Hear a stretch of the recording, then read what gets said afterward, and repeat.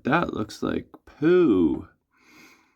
I guess I could order the proper Cliffy. But, oopsie daisy. I'm Mike Dimas, and this is Pinball Shenanigans. Okay, so if you've been watching Pinball Shenanigans, you know that I recently just brought this Addams family into the lineup. And that was on Saturday. It is now Monday. The goal for tonight is to kind of just putter around. Kevin did a beautiful job restoring this machine for me, and he got it 97% of the way. And my goal is to finish off the last 3% of things. Just whatever dialing innings, whatever dialing in is needed, and tweaking and adjustments, or just whatever I find. You know, I'm just going to go over it with a wow. I just woke up from a nap. Hopefully my English will come back to me shortly, but it may not. But then again, you know, this is Pinball Shenanigans, so what do you expect? So what I can tell you is that on Saturday, we did notice that the general illumination on the right-hand side was a little bit intermittent. So one thing I'm going to do is repin that connector. So we'll talk about that a little bit later. I already have made some preparations for that. I love all these different color pop bumper caps. Doesn't that look great? All color matching LEDs. And also color changing LEDs for the greed letters. Let's see, we got blue. I swear they color change. I did have a few beers on Saturday and thought they were color changing, so they don't look like they're color changing right now, but maybe it was the beer talking. But I swear they change color. Who knows? We'll find out. You think they would have done it by now, though. Okay, so one other thing is that this is a really weird scoop protector. It's not what you typically see on an Addams family. It's very rounded off. And I don't know if it's homemade or like Cliffy OG day one reproduction, you know, when Cliffy was first born and started making these things, like one of his first early Addams family prototypes or what. But for whatever reason, the ball just kicks out of this scoop really slow, and I don't like it. So I'm going to probably remove that thing and see what the behavior is like after that. I can already see that the Cliffy's kind of tucked in behind the weldment, kind of almost pushing that weldment in, maybe making that space a little tighter than it wants to be. So that could be part of the reason. So I'm going to go under the hood, check that out, see what I can find. We did already do a couple other tweaks on Saturday. I noticed that the topper lights were not working. And I'll show you what I found. So before I set the machine up, I removed the incandescent flasher bulbs and stuck in some blue LEDs just for effect. You can't really get that up in my rafters there, but you know, a blue lightning storm looks way cool, and the regular incandescent flashers just don't really illuminate that brightly. So put in my blue flashers and was hoping to see some action, but there was none. No lightning storms, no thunder, no clouds, no nothing. So what I found was I traced these wires back, and it turns out that this red wire here was tucked in somewhere behind all these boards. I think it was this wire, pretty sure it was. And it needed to be popped back into this connector. So I'm pretty sure that is what resolved that. It was either that or this gray wire. Where's this gray wire go? It's like blue-black. That blue-black wire is somewhere around here. It was one of those two wires just had popped out of the connector. So we checked out the schematics, read the wiring, what connector, what color wire, what goes where, and boom, that solved that problem. So that was a relatively easy fix. And then had a similar issue for the start button. It was not lighting up, and so I removed the whole socket, and there's like 4 wires going to it. I thought it might have been one of those wires, and I was checking the socket, checking the bulb, checking all the wiring. Turns out that this one wire here, this red gray one, that is one of the 2 wires for the start button. And it looks like someone had actually soldered that. So I thought that was the culprit. We kind of just pushed it in to the IDC connector there a little bit tighter, and that did nothing. Then the other wire in the equation turned out to be this. It's like blue-gray, blue-black. So I had found again that this wire had just been tucked in behind all these wires and was just hiding, and then it was supposed to go to this connector, but there was literally no wires on that connector at all. And look at this, that is not on there very good. So I think we'll add that to the to-do list, repin this connector, and probably this one too. But it's interesting. I don't know what other lights this controls, but as far as I know, these 2 connectors and these 2 wires are just for the start button. I could be wrong, but anyway, pop this back in the right spot, and that got the start button back up and running. Let's see if it's still working. Yeah, there you go. And I'm so dumb. I had the start button disconnected and kind of just hanging in here, you know, while I was testing, and then I ran the machine through a lamp test, but I'm staring here. I'm like, it's not working. Everything we're trying is not working. So we literally gave up on it. I'm like, I'll just deal with it another time. And then just before I went to like close the door, I saw, oh, it's actually working, but we're looking in the wrong spot. The start button is hanging here. We're looking here. I mean, you know, this plastic housing is still there. It still says start there, but the socket is down there. So I had fixed it, but didn't realize it. So very shenanigans. Anyway, so I got a few connectors to repin. The general illumination connector. This guy here, I don't know what's going on here, but I think someone has tried to work on this before. Maybe just like pull the wire out and push it into a different new location to get a new grip on the wire and better continuity. But this whole thing I'm going to replace, and I got to make these Y junctions for these wires that loop through twice. It's not my favorite thing to do, but I got a new strategy, so I will show you that as well. Anyway, those are the few tweaks that I am planning on doing tonight. So we'll start with that and go from there. Oh yeah, another tweak. I got to add the proper pin gulp, which I forgot to do, onto the machine. I just put on the generic one, but I've got to add this one. Pretty sure this pin gulp is reversible, so I'll put that right now. It looks like it's set up for the right side, but I got to do that, and also see if I can install this bear mod somewhere as well. Oh yeah, and this post too. This post is supposed to go in the pop bumper nest right. And there's a hole right around there. Don't know if you can see. There. It's not very accessible right now. And it's not even entirely needed. But if I can access that without having to remove the entire effing machine, then I may do that. But that diverter there, I think, is connected underneath the playfield, which means that ramp's not going to want to come up very easily. So we may not do that one. Yeah, so I'm lying on my back on the floor underneath the pinball machine.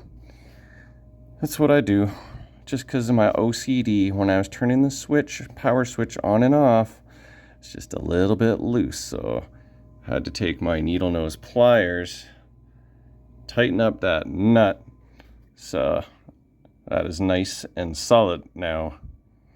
Now I gotta get my way all the way back up again. Alright, check this out. I installed my Addams Family pin gulp. Looks pretty good there. This is the one pin gulp that stands out because all my others are on the left-hand side, off to the side. But for once in my life, I made an exception because I initially put this over here and it was on the side and you couldn't really see any of the art. It's clearly designed to go in front so you can see Fester, whoever that is, and the Addams Family logo. So I made an exception for Addams Family and put my pin gulp on the front, and I like it. Alright, making a mess as usual with my repinning tools. But I did the two easy connectors. We got the 0.100 size connector here, and it's pretty easy when you only have to do one wire. Got my key in pin number 3, so you can't plug it in wrong. So that guy's done.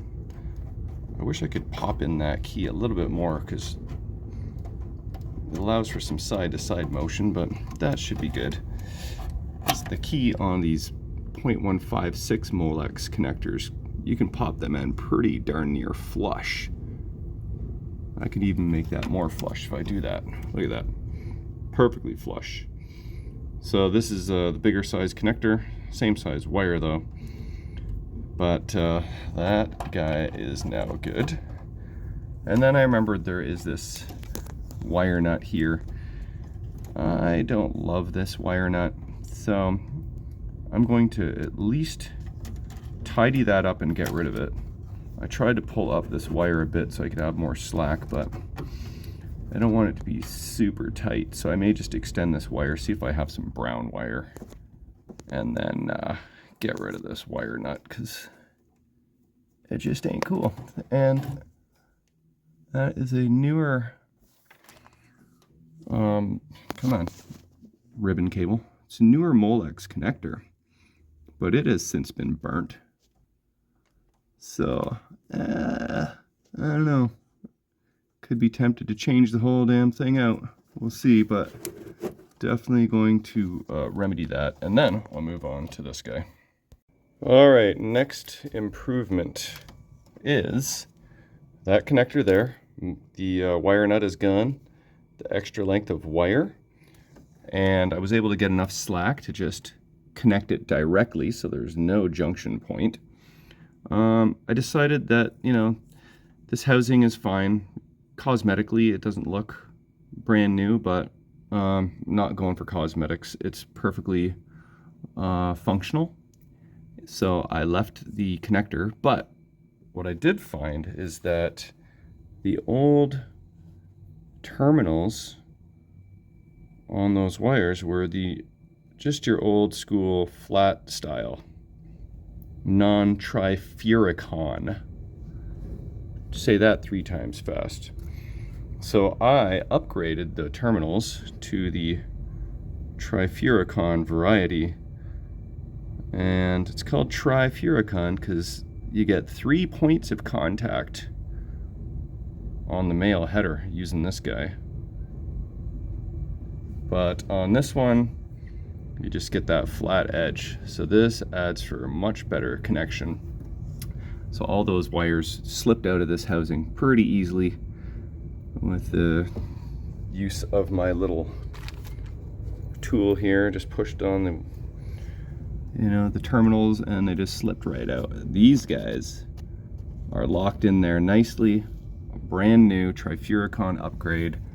I should have enough slack to pop that guy in, and that is a nice little improvement. So now I'm wondering about these guys. Oh, look at this.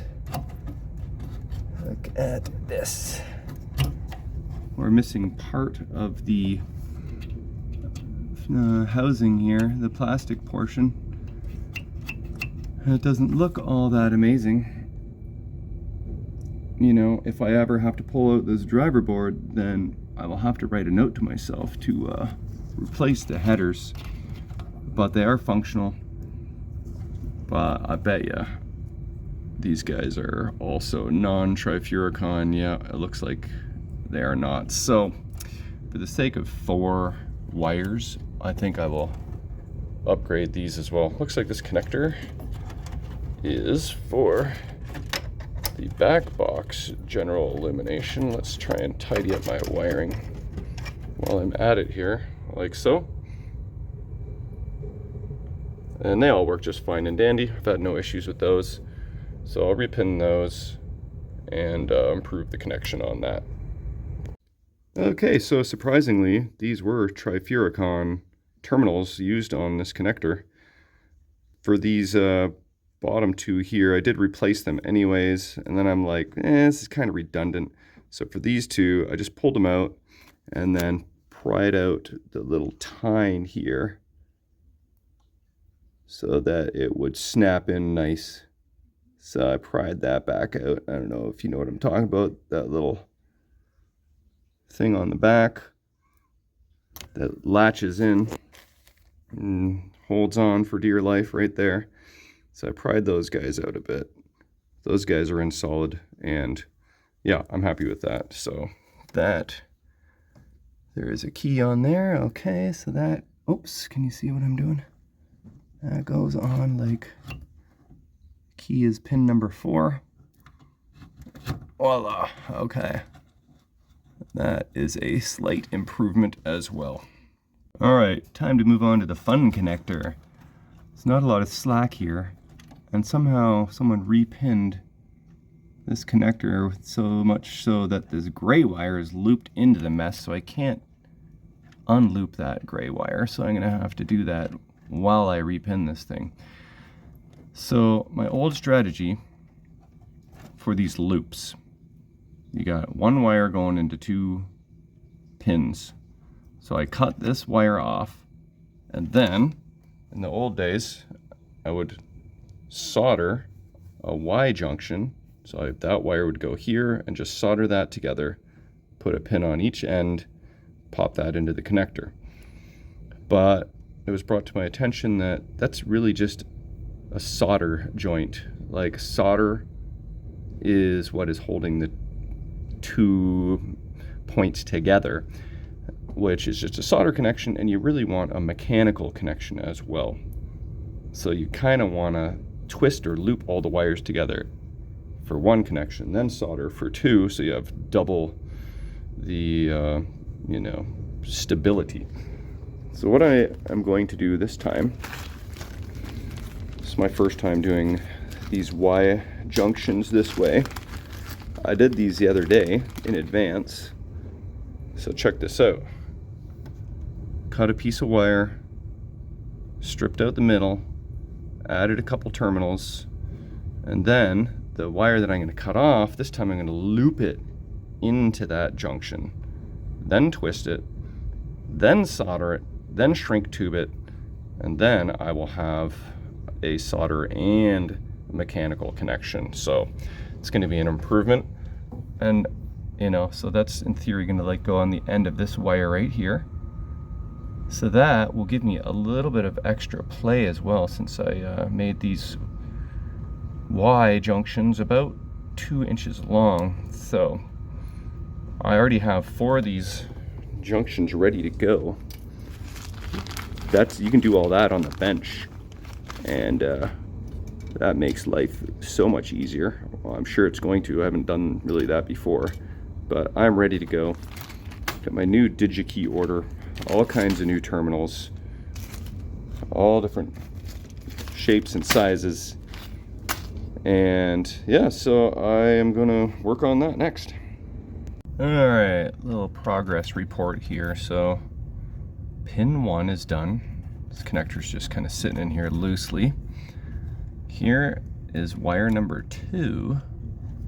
I here is my little junction with solder. So I got the wire to loop in there,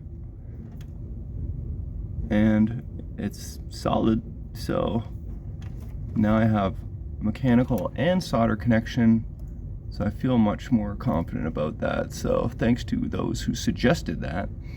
I'll give that a little heat, and these guys go in pin 2 and 3, or whatever pin that is. I don't know if the top is pin 1 or the bottom is pin 1, but whatever. They go there, and then I'll just rinse and repeat.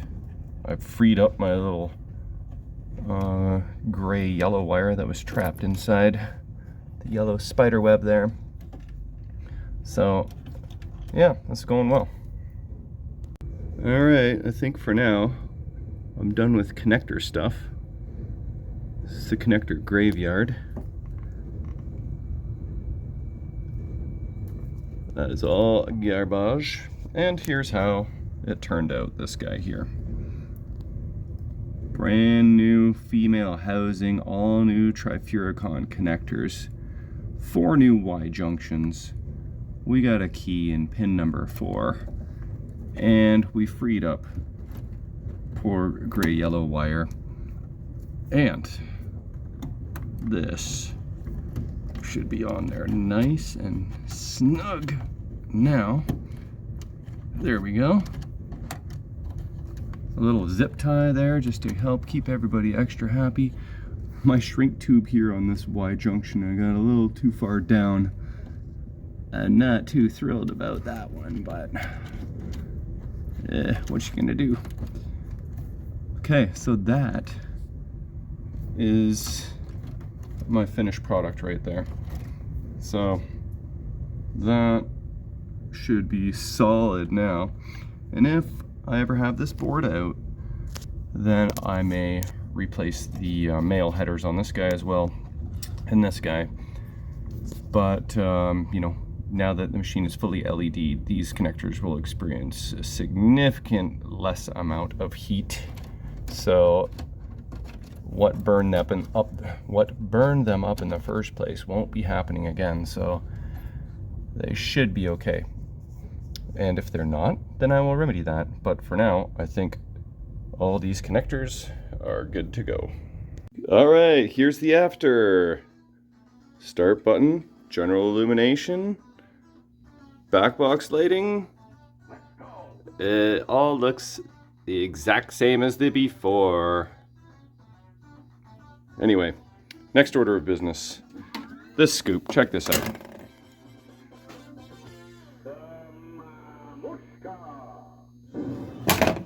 So that's just weak. Very weak, Fester.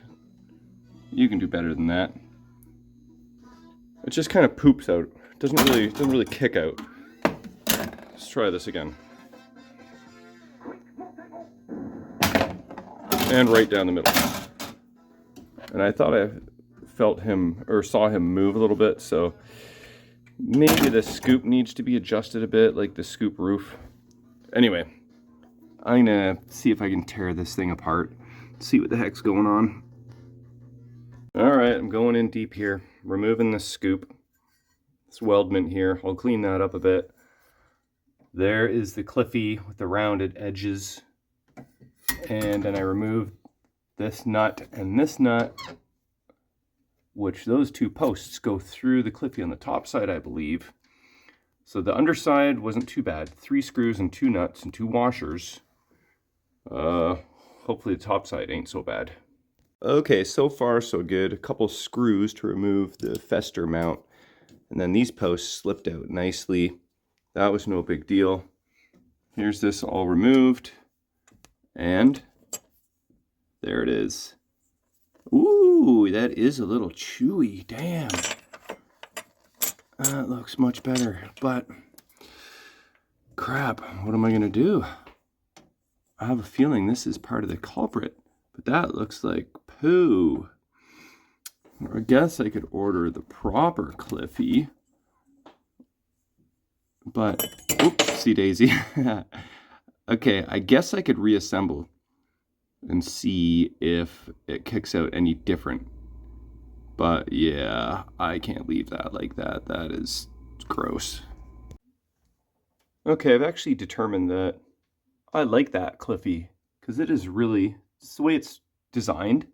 It's really stiff and it will hold its shape, and I like it. So I reinstalled it, and I, bend its arms apart as far as I could so that, these are kind of as tight to the wood as possible, opening up that gap just like maybe a 64th of an inch, because it just kind of fit in there very loose. So it took some strength to pry the two arms away from each other because it is built very well.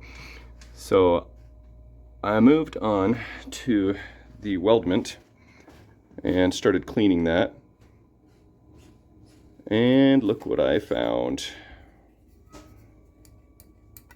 Both of these welds are shot. So the ball's coming up out of here. And yeah, this whole thing needs to be solidified for it to function properly. So I'm blaming this more than I'm blaming the Cliffy right about now. So that's where I'm at a crossroads. I'm gonna have to bring this over to Kevin, see if he'll weld that up for me, reinstall it, and then see if my kickout is any better. Did I mention I installed 3 shiny new balls as well? Anyway, I just spent 20 minutes on this stupid thing.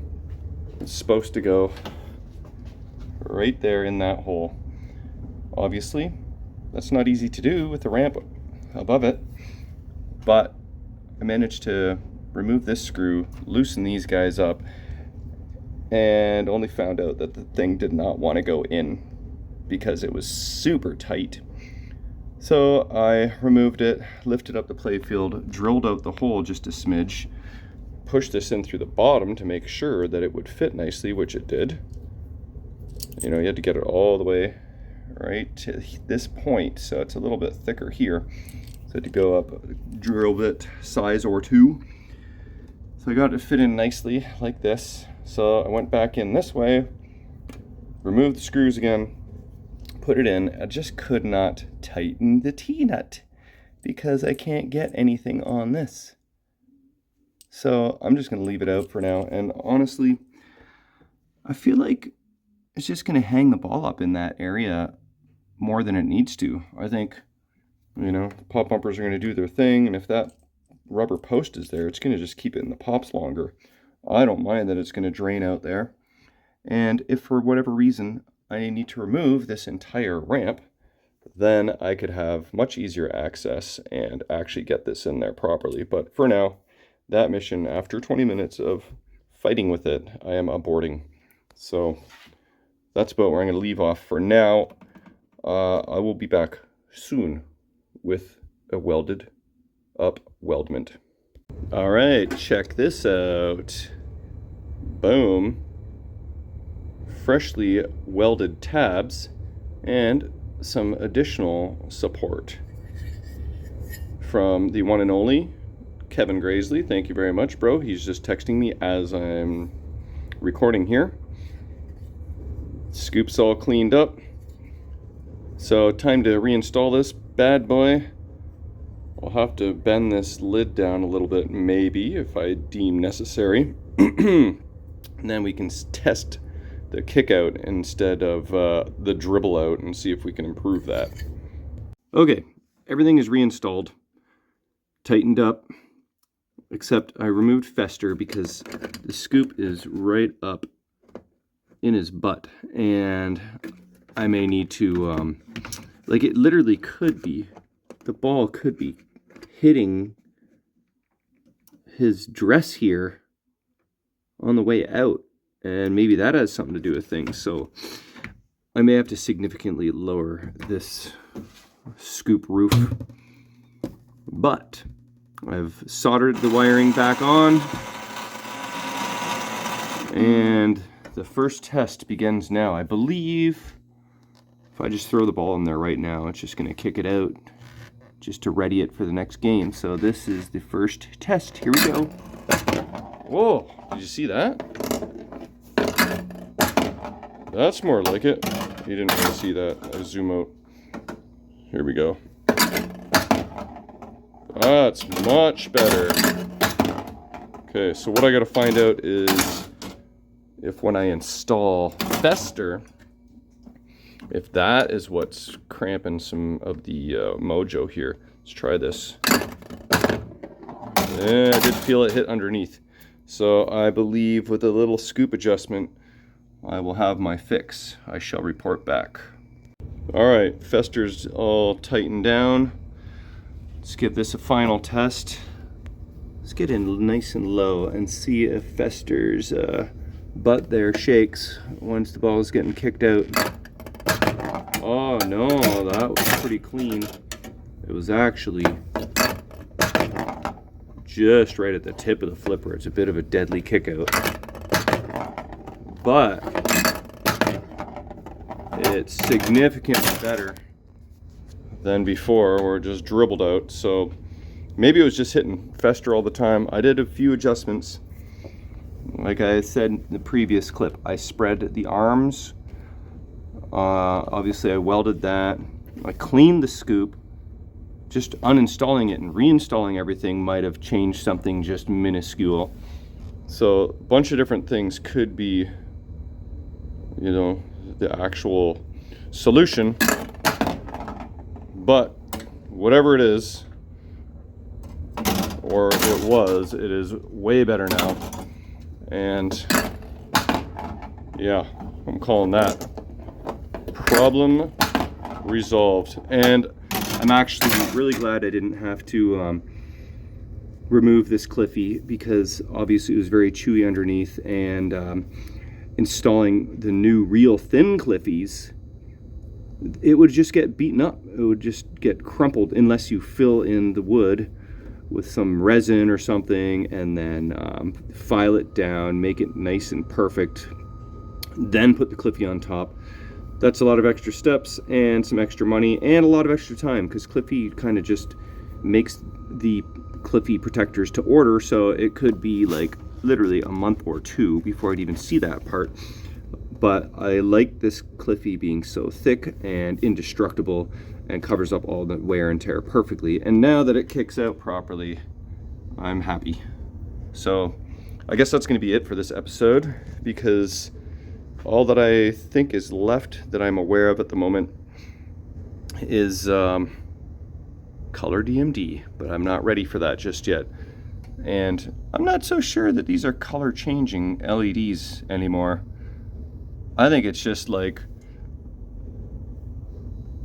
I don't know, if it is color changing, it's just like two very subtle colors. So yeah, that is not actually a thing. But anyway, there's some tweaks and fixes on Addams Family, and just gonna play the crap out of it now. See, I told you they were color changing. I wasn't hallucinating or drunk. Okay, the scoop is reinstalled. Posts are tightened back down. I removed Fester because this roof of this scoop is definitely pushing up into Fester zone. Like, look at this. I mean, it is, I don't even know if I can film that, but yeah, let's try and get under there. No, that ain't working. But oh my god, this is the worst cinematography ever. Okay, I'm cutting that all out. Forget that.